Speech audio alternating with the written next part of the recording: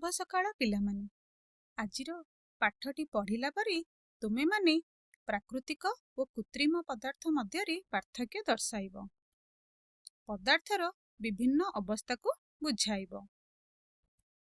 पिलामाने देखिल एई सबु काहार चित्र अटे? पिलामाने तुमे चित्र रे कौन सबु देखिल? अरे वाह, बहुत बढ़िया। तुमे माने चित्र रे कबाट, काठ, बही, विभिन्न प्रकार खाद्य पदार्थ ए सबु जिनस देखिल। अच्छा, ए सबु जिनस को आमे कौन कहू? तुमे कहिल? बहुत बढ़िया। ए सबु जिनस को आमे पदार्थ बोली कहि थाउ। षष्ठ श्रेणी रे मध्ये पढ़िछ? बहुत बढ़िया। दैनंदिन जीवन रे आम चतुर्पार्श्व रे देखुथिबा पदार्थ गुड़िकर नाम कहिल? किए कहिब? अरे वाह। दैनंदिन जीवन रे आमे बाली, गछ, काठ, खेलना, विभिन्न पशुपक्षी, लुगापटा, आसबाब पत्र, पानीय, औषध एपरी अनेक जिनस आमे देखि थाउ ना कौन? बहुत बढ़िया। आमे दैनंदिन जीवन रे सेगुड़िकर उपादेयता तथा आवश्यकता अनुसारे सेथि मध्यरु केतेक को व्यवहार करिथाउ। जल, काठ, कोइला, खनिज पदार्थ, मृत्तिका इत्यादि उपादेय प्राकृतिक पदार्थ एक उदाहरण। तुमे जान एक अदृश्य किंतु उपादेय आवश्यक प्राकृतिक पदार्थटी कौन अटे? किए कहिब? अरे वाह, से आउची वायु। बहुत बढ़िया। आमे सबु वायु संस्पर्श रे आसु। वायु बिना जीवन असंभव। ए सबु व्यतीत अनेक पदार्थ अछि जहा मनुष्यकृत। आमे व्यवहार करुथिबा लुगापटा, आसबाब पत्र, बासनकुसन, खाद्य ओ पानीय, जीवन रक्षाकारी औषध, कृषि क्षेत्र रे व्यवहार हेउथिबा सार ओ कीटनाशक, प्लास्टिक निर्मित पदार्थ, कागज, काली, विभिन्न जानवाहन आहुरी अनेक किछि जहा मनुष्यकृत पदार्थ अटे। आमे जदि संक्षेपण करिबा ताहले जानिबा जे जेउ वायु आमे सेवन करू, जेउ खाद्य आमे खाऊ, जेउ जल आमे पान करू, जेउ पोशाक आमे पिंधु, जहा सब आम लेखा पढ़ा खेलकूद रे व्यवहार करू, जेउ गृह रे बास करू, ए सबु सहित आम चतुर्पार्श्वस्थ वस्तु को पदार्थ बोली आमे कहि थाउ। सेगुड़िक मध्यरु केते गुड़िए प्राकृतिक और अन्य केते गुड़िक मनुष्यकृत पदार्थ अटे। वर्तमान आमे देखिबा पदार्थ रो प्रकार भेद। तुमे व्यवहार करुथिबा घरे और बाहरे देखुथिबा पदार्थ गुड़ी को नहीं मनुष्यकृत और प्राकृतिक पदार्थर तालिका प्रस्तुत करिबा। तुमे जेउ जेउ पदार्थ गुड़िक तुम चतुर्पार्श्व रे देखुछ सेगुड़ी को मध्यरु केउ गुड़िक प्राकृतिक और केउ गुड़िक मनुष्यकृत टिके तालिका प्रस्तुत कल। शीघ्र शीघ्र कर दियो। अरे वाह, एते गुड़ाई तालिका करिछ। प्राकृतिक पदार्थ गुड़िक मध्यरे हमर बाली, काठ, गछ, विभिन्न पशुपक्षी, पत्थर, वायु, जल आहुरी भी अनेक किछि आसे। सही परी मनुष्यकृत पदार्थ गुड़िक मध्यरे खेलना, लुगापटा, आसबाब पत्र, औषध, पानीय, बही, मोबाइल फोन आहुरी अनेक किछि आसी थाए। ताहले तुमे माने प्राकृतिक और मनुष्यकृत पदार्थ केउ गुड़िक भलरे तुमे तालिका करि पारिलो। वर्तमान पदार्थ दुई प्रकार, गोटे हेला प्राकृतिक, अन्य गोटे हेला मनुष्यकृत। तेबे प्राकृतिक पदार्थ में काहाकू कहिबा? जेउ पदार्थ गुड़िक प्रकृति रु मिली थाए सेगुड़िक आमे प्राकृतिक पदार्थ कहि थाउ। सही परी मनुष्यकृत पदार्थ काहाकू कहिबा? जेउ पदार्थ गुड़िक मनुष्य द्वारा तैयारी होई थाए सेगुड़िक आमे मनुष्यकृत पदार्थ बोली कहि थाउ। एहाको आमे कृत्रिम पदार्थ मध्य कहि थाउ। वर्तमान देखिबा आमे पदार्थर कौन सब गुण रहिछि। पिला माने देखिलो एटा काहा चित्र? अरे वाह, किछि पिला कहून जे हाँ एटा इटार चित्र। अच्छा, इटा विषय रे किछि कहिलो? बहुत बढ़िया। इटा हाथ को ओजनिया लगे। इटा को जेउ स्थान रे रखिले से किछि स्थान अधिकार करे। एहार किछि आकार और आकृति अछि। बहुत बढ़िया। ता माने इटा कौन? बहुत बढ़िया। इटा होची एक कठिन पदार्थ। ତ କଠିନ ପଦାର୍ଥର କ'ଣ ଅଛି ନା କଠିନ ପଦାର୍ଥର ନିର୍ଦ୍ଦିଷ୍ଟ ଆକାର ଆକୃତି ଓ ଆୟତନ ଅଛି। ସେଇପରି ଦେଖିଲ ଏଇଟା କାହା ଚିତ୍ର? ଜଳର ଚିତ୍ର। ଜଳକୁ ଆମେ କେଉଁଠାରେ ରଖୁ? ଆରେ ବା ବହୁତ ବଢିଆ। ଜଳକୁ ଆମେ ଯେଉଁ ପାତ୍ରରେ ରଖୁ ସେଇ ପାତ୍ରର ଆକାର ଆକୃତି ଧାରଣ କରିଥାଏ। ଜଳ ରଖିବା ପାଇଁକା ଆମକୁ ଆବଦ୍ଧ କିମ୍ବା ଖୋଲା ପାତ୍ର ଦରକାର ହୋଇଥାଏ। ଜଳର ଆକାର ଆକୃତି କିଛି ନଥାଏ। ଆୟତନ କଥା କହିଲ? ଆୟତନ ଥାଏ? ବହୁତ ବଢିଆ। ତ ଜଳ ଏକ ତରଳ ପଦାର୍ଥ ଅଟେ ଯାହାର ନିର୍ଦ୍ଦିଷ୍ଟ ଆକାର ଆକୃତି ନାହିଁ କିନ୍ତୁ ଆୟତନ ଅଛି। ଏଇଟା ଦେଖିଲ କାହା ଚିତ୍ର? ବେଲୁନର ଚିତ୍ର। ବେଲୁନ ଭିତରେ କ'ଣ ଅଛି? ବାୟୁ ଅଛି। ବହୁତ ବଢିଆ। ଆଚ୍ଛା, ବାୟୁର ଆକାର ଆକୃତି ଅଛି? ତୁମେ ଦେଖିଛ କେବେ? ନାହିଁ? ଆରେ ଆରେ ବହୁତ ବଢିଆ। ଆୟତନ ବି ନାହିଁ। ତ ବାୟୁ ହେଉଛି ଏକ ଗ୍ୟାସୀୟ ପଦାର୍ଥ ଯାହାର ନିର୍ଦ୍ଦିଷ୍ଟ ଆକାର ଆକୃତି ଓ ଆୟତନ ନଥାଏ। ଚାଲିଲ ଆଉ କିଛି ନୂଆ ପ୍ରଶ୍ନର ଉତ୍ତର କରିବା। କେବେ ଦେଖିଛ ମା ପୂଜା କଲା ବେଳେ ଧୂପକାଠିର ଧୂଆଁ କୁଆଡେ ଯାଏ? ସେଇପରି ବାୟୁ ଜେଟ୍ ପ୍ଲେନରୁ ବାହାରୁଥିବା ଧୂଆଁ କୁଆଡେ ଯାଏ? ତାହାର କିଛି ନିର୍ଦ୍ଦିଷ୍ଟ ଆକୃତି ରହିଛି କି? ନାହିଁ? କାହିଁକି ନାହିଁ?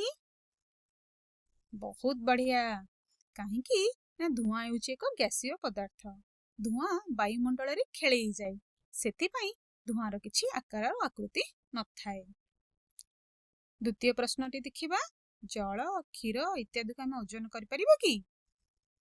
ବହୁତ ବଢିଆ। ଜଳ, କ୍ଷୀର ଇତ୍ୟାଦିକୁ ଆମେ ଓଜନ କରିପାରିବା। ତୁମେ ଦେଖିଥିବ କ୍ଷୀର ପ୍ୟାକେଟରେ ଆସେ। ତାହାର କିଛି ଓଜନ ମଧ୍ୟ ପ୍ୟାକେଟରେ ଲେଖାଯାଇଥାଏ। ହଁ, ବହୁତ ବଢିଆ। ସେଇପରି ତୃତୀୟ ପ୍ରଶ୍ନଟି କହିଲ। ତାପ, ଆଲୋକ, ଅଙ୍ଗାର, ମୋବାଇଲ ଫୋନ ଇତ୍ୟାଦି ମଧ୍ୟରୁ କାହାର ଆକୃତି ଅଛି? କିଏ କହିବ? ଅଙ୍ଗାର ଓ ମୋବାଇଲ ଫୋନର ଆକାର ଆକୃତି ଅଛି। କାହିଁକି ନା ସେଗୁଡ଼ିକ ହେଉଛି ଏକ କଠିନ ପଦାର୍ଥ। ଅଙ୍ଗାର ଛୋଟ ଓ ବଡ଼ ଆକୃତି ହୋଇଥାଏ। ସେହିପରି ମୋବାଇଲ ଫୋନ ବିଭିନ୍ନ ଆକୃତିର ଆକାରର ହୋଇଥାଏ। ବର୍ତ୍ତମାନ ଆମେ ମୋବାଇଲ ଫୋନ ଆଉ ଅଙ୍ଗାର କଠିନ ପଦାର୍ଥ ହୋଇଥିବାରୁ ତାହାର ଆକାର ଆକୃତି ବିଷୟରେ ଜାଣିଲୁ। ବର୍ତ୍ତମାନ ଆଉ କିଛି ଜାଣିବା। ଆସ ଆମେ ବର୍ତ୍ତମାନ ପଦାର୍ଥର ବିଭିନ୍ନ ଅବସ୍ଥା ଗୁଡ଼ିକ ବିଷୟରେ ଜାଣିବା। ଏଇ ଦେଖିଲ କାହାର ଚିତ୍ର? ପଥରର ଚିତ୍ର। ପଥରକୁ କୌଣସି ଜାଗାରେ ରଖିଲେ କ'ଣ ହୁଏ? Very good. ସେ କିଛି ଆକାର ଓ ଆକୃତି ଥାଏ ତାର ଓ ସେ କିଛି ସ୍ଥାନ ମଧ୍ୟ ଗ୍ରହଣ କରିଥାଏ। ଆୟତନ ମଧ୍ୟ ଅଛି। ବହୁତ ବଢିଆ। ଓଜନ ବି ଅଛି। ତା ମାନେ କଠିନ ପଦାର୍ଥ ଗୁଡ଼ିକର ବସ୍ତୁତ୍ୱ ମଧ୍ୟ ରହିଛି। ସେଇପରି ଦେଖିଲ ଏଇଟା କାହା ଚିତ୍ର? ଜଳର ଚିତ୍ର। ବହୁତ ବଢିଆ। ଏଠି ଦେଖିଲ ଏଇଟା କାହା ଚିତ୍ର? କିରୋସିନର ଚିତ୍ର। ବହୁତ ବଢିଆ। ଜଳ ଓ କିରୋସିନ ହେଉଛି ଆମର ତରଳ ପଦାର୍ଥ। ସେଗୁଡ଼ିକର ଆକାର ଆକୃତି ନଥାଏ। ସେଗୁଡ଼ିକୁ ରଖିବା ପାଇଁ ଆମକୁ ଆବଦ୍ଧ ପାତ୍ରର ଆବଶ୍ୟକ ହୋଇଥାଏ। ବହୁତ ବଢିଆ, ବହୁତ ବଢିଆ। ସେଗୁଡ଼ିକୁ ଯେଉଁ ପାତ୍ରରେ ରଖାଯାଏ ସେ ସେଇ ଆକୃତି ଧାରଣ କରିଥାଏ। ବର୍ତ୍ତମାନ ଦେଖିଲ ଏଟା କାହା ଚିତ୍ର? ଏଇଟା ଦେଖିଲ କାହା ଚିତ୍ର? ବହୁତ ବଢିଆ। ଗୋଟିଏ ଚିତ୍ରରେ ବେଲୁନ ଗୁଡ଼ିକରେ ବାୟୁ ନାହିଁ, ଅନ୍ୟ ଏକ ଚିତ୍ରରେ ବେଲୁନ ଗୁଡ଼ିକରେ ବାୟୁ ଅଛି। ବାୟୁର କିଛି ଆକାର ଆକୃତି ଅଛି କି? ନାହିଁ? ଆୟତନ ଅଛି କି? ନାହିଁ? ଆରେ ବା, ତୁମେ ତ ବହୁତ ବଢିଆ ଉତ୍ତର ଦଉଛ। ତାହେଲେ ଚାଲ ଆମେ ବର୍ତ୍ତମାନ ପ୍ରତ୍ୟେକ ଅବସ୍ଥା ବିଷୟରେ କିଛି କିଛି ଜାଣିବା। ପଦାର୍ଥର କଠିନ ଅବସ୍ଥା। ଏହି ଅବସ୍ଥାରେ ପଦାର୍ଥର ନିଜସ୍ୱ ଆକାର, ଆୟତନ ଓ ବସ୍ତୁତ୍ୱ ଥାଏ। ଏହାକୁ ଯେଉଁଠାରେ ରଖିଲେ ମଧ୍ୟ ଏହା କିଛି ସ୍ଥାନ ଅଧିକାର କରେ। ଉଦାହରଣ ହେଲା ଇଟା, କାଠ, ବାଲି, କବାଟ ଇତ୍ୟାଦି। ବର୍ତ୍ତମାନ ଦେଖିବା ପଦାର୍ଥର ତରଳ ଅବସ୍ଥା। ଏହି ଅବସ୍ଥାରେ ପଦାର୍ଥର ନିଜସ୍ୱ ଆୟତନ ଓ ବସ୍ତୁତ୍ୱ ଥାଏ କିନ୍ତୁ ଆକୃତି ନଥାଏ। ଏହାକୁ ଯେଉଁ ପାତ୍ରରେ ରଖିଲେ ଏହା ସେହି ପାତ୍ରର ଆକୃତି ଧାରଣ କରିଥାଏ। ତରଳ ପଦାର୍ଥ ଅବସ୍ଥାରେ ଏହା ସର୍ବଦା ନିମ୍ନଗାମୀ ହୋଇଥାଏ। ଉଦାହରଣଟି ଦେଲ କ୍ଷୀର, ଜଳ, କିରୋସିନ ଇତ୍ୟାଦି। ଆରେ ବା, ତୁମେ ତ ବହୁତ ବଢିଆ ଉତ୍ତର ଦେଉଛ। ଆଚ୍ଛା ଆଚ୍ଛା, ଜଳର ସର୍ବଦା ନିମ୍ନଗାମୀ ଆମେ ଝରଣାର ବୋହିବାଟାରୁ ଦେଖୁଛେ। ବହୁତ ବଢିଆ। ବର୍ତ୍ତମାନ ଦେଖିବା ପଦାର୍ଥର ଗ୍ୟାସୀୟ ଅବସ୍ଥା। ଏହି ଅବସ୍ଥାରେ ପଦାର୍ଥର ନିର୍ଦ୍ଦିଷ୍ଟ ଆକାର ଓ ଆୟତନ ନଥାଏ, କିନ୍ତୁ ବସ୍ତୁତ୍ୱ ଥାଏ। ସାମାନ୍ୟ ତାପ ଓ ଚାପର ତାରତମ୍ୟ ହେଲେ ଏହାର ଆୟତନ ହ୍ରାସ ଓ ବୃଦ୍ଧି ଘଟେ। ଗ୍ୟାସୀୟ ପଦାର୍ଥ ଗୁଡ଼ିକୁ ସର୍ବଦା ଆବଦ୍ଧ ପାତ୍ରରେ ରଖାଯାଏ। ଗ୍ୟାସୀୟ ପଦାର୍ଥକୁ ଯେଉଁ ପାତ୍ରରେ ରଖାଯାଏ ତାହା ସେହି ପାତ୍ର ମଧ୍ୟରେ ସମ୍ପୂର୍ଣ୍ଣ ରୂପେ ବ୍ୟାପିଥାଏ। ଗ୍ୟାସର ପରିମାଣ କମ୍ ବେଶୀ ବା ଆବଦ୍ଧ ପାତ୍ରର ଛୋଟ ବଡ଼ ଯାହା ହେଲେ ମଧ୍ୟ ଏହି ବ୍ୟାପିବା ପ୍ରକ୍ରିୟାରେ ଫରକ ପଡ଼େ ନାହିଁ, ଯାହା ତୁମେ ଏହି ବେଲୁନ ଚିତ୍ରରୁ ମଧ୍ୟ ଦେଖିପାରୁଛ। ଆଉ କିଛି ଉଦାହରଣ ଦେଇପାରିବ ଯେଉଁଠାରେ ସାମାନ୍ୟ ତାପ ଓ ଚାପ ଦେଇ ବା ଅଧିକା ଚାପ ଓ ଅଧିକା ତାପ ଦେଇ ଗ୍ୟାସୀୟ ପଦାର୍ଥକୁ ରଖାଯାଏ? କହିଲ ଦେଖି। ଆରେ ବାଃ, ବହୁତ ବଢିଆ। ସେଗୁଡ଼ିକ ହେଉଛି ତୁମର ଗ୍ୟାସ ସିଲିଣ୍ଡର। ଘରେ ବ୍ୟବହାର କରୁଥିବା ତୁମର ଗ୍ୟାସ ସିଲିଣ୍ଡର ହଉ କିମ୍ବା ଡାକ୍ତରଖାନାରେ ଦେଖିଥିବ ଅକ୍ସିଜେନ ସିଲିଣ୍ଡର ମଧ୍ୟ। ବହୁତ ବଢିଆ। ଚାଲ ଆଜିର ଆମର ଏଇ ପାଠପଢ଼ାରେ ଆମେ କ'ଣ ଶିଖିଲେ ଦେଖିବା।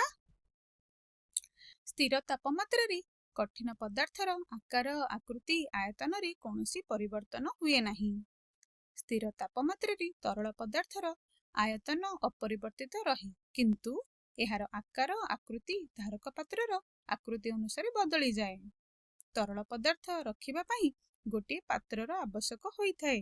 ତାହା ଖୋଲା ବା ଆବଦ୍ଧ ହୋଇପାରେ, ନଚେତ୍ ତରଳ ପଦାର୍ଥ ଊର୍ଦ୍ଧ୍ୱରୁ ନିମ୍ନକୁ ବହିଯାଇଥାଏ।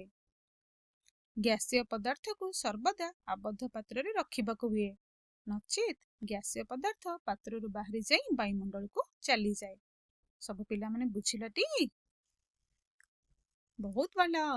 ଦେଖିବା ଆଜିର ଏଇ କ୍ଲାସର ଶେଷ ପରେ ତୁମେ କ'ଣ ଶିଖିଲ ଜାଣିବା ପାଇଁ ତୁମ ପାଇଁ କିଛି କିଛି ଛୋଟ ପ୍ରଶ୍ନ ମୁଁ ରଖିଛି।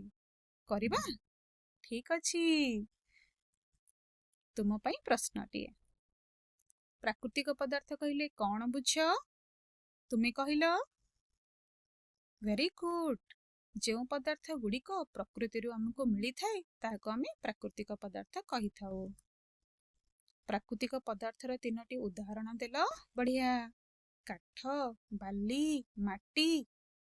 Very good. ବର୍ତ୍ତମାନ ତୃତୀୟ ପ୍ରଶ୍ନର ଉତ୍ତର କିଏ ଦେବ? କୃତ୍ରିମ ପଦାର୍ଥ କହିଲେ କ'ଣ ବୁଝ? ଯେଉଁ ପଦାର୍ଥ ଗୁଡ଼ିକ ମଣିଷ ଦ୍ୱାରା ତିଆରି ହୋଇଛି ତାହାକୁ ମନୁଷ୍ୟକୃତ ବା କୃତ୍ରିମ ପଦାର୍ଥ ବୋଲି ଆମେ କହିଥାଉ। କହିଲ ଦେଖି 5ଟି କୃତ୍ରିମ ପଦାର୍ଥର ନାମ। ଆଚ୍ଛା, ମୋବାଇଲ ଫୋନ, ବହି, କମ୍ପ୍ୟୁଟର, ଖାତା, ପେନ୍ ଇତ୍ୟାଦି। ବହୁତ ବଢିଆ। ପଦାର୍ଥର କେତୋଟି ଅବସ୍ଥା ଅଛି ଓ କ'ଣ କ'ଣ? Very good. ପଦାର୍ଥର 3ଟି ଅବସ୍ଥା ଅଛି, ତାହା ହେଲା କଠିନ, ତରଳ ଓ ଗ୍ୟାସୀୟ। ପଦାର୍ଥର କଠିନ ଅବସ୍ଥା ଓ ତରଳ ଅବସ୍ଥା ମଧ୍ୟରେ କ'ଣ ପାର୍ଥକ୍ୟ ଅଛି କହିବ କେହି? କଠିନ ଅବସ୍ଥାର କ'ଣ ଥାଏ? ନିର୍ଦ୍ଦିଷ୍ଟ ଆକାର, ଆକୃତି ଓ ଆୟତନ ଥାଏ, କିନ୍ତୁ ତରଳ ଅବସ୍ଥାର ଆକାର ଓ ଆକୃତି ନଥାଏ। ବର୍ତ୍ତମାନ ଶେଷ ପ୍ରଶ୍ନର ଉତ୍ତର କିଏ ଦେବ? ପଦାର୍ଥର ତରଳ ଅବସ୍ଥା ଓ ଗ୍ୟାସୀୟ ଅବସ୍ଥା ମଧ୍ୟରେ ଥିବା ଗୋଟିଏ ମାତ୍ର ପାର୍ଥକ୍ୟ କହିଲ। Very good. ତରଳ ଅବସ୍ଥାରେ ପଦାର୍ଥର ଆକାର, ଆକୃତି ନଥାଏ, କିନ୍ତୁ ଆୟତନ ଥାଏ। ଗ୍ୟାସୀୟ ଅବସ୍ଥାରେ ପଦାର୍ଥର ଆକାର, ଆକୃତି ଓ ଆୟତନ ନଥାଏ। ତରଳ ଅବସ୍ଥାରେ ପଦାର୍ଥ ଗୁଡ଼ିକୁ ଆମେ ରଖିବା ପାଇଁକା ଆବଦ୍ଧ କିମ୍ବା ଖୋଲା ପାତ୍ରର ଆବଶ୍ୟକ ହୋଇଥାଏ, କିନ୍ତୁ ଗ୍ୟାସୀୟ ଅବସ୍ଥାରେ ଥିବା ପଦାର୍ଥ ଗୁଡ଼ିକୁ ରଖିବା ପାଇଁକା ଆମକୁ କ'ଣ ଦରକାର ହୋଇଥାଏ? ସର୍ବଦା ଆବଦ୍ଧ ପାତ୍ରର ଆବଶ୍ୟକ ହୋଇଥାଏ। ବହୁତ ବଢିଆ। ତୁମେ ମାନେ ଆଜି ବହୁତ ବଢିଆ ଉତ୍ତର ଦେଇଛ, ତ ସମସ୍ତଙ୍କ ପାଇଁ ଗୋଟିଏ ତାଳି ମାରିବା। ବହୁତ ବଢିଆ। ତ ପିଲାମାନେ ଆଜି ପାଇଁ ଏତିକି। ଧନ୍ୟବାଦ।